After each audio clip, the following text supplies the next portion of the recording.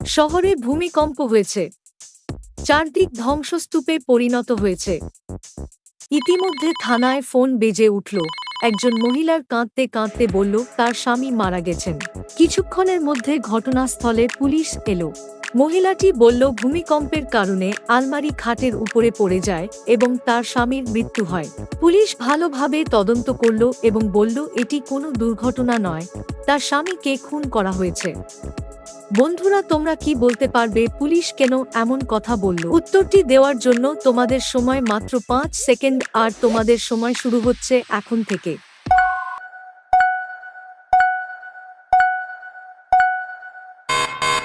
বন্ধুরা, ভালো করে লক্ষ্য করো যে আলমারির পায়টি ভাঙ্গা, কিন্তু এর সাথে আলমারির পিছনে একটি কাঠ কাটার করাত ও দেখা যাচ্ছে, তাই এটি একটি হত্যা।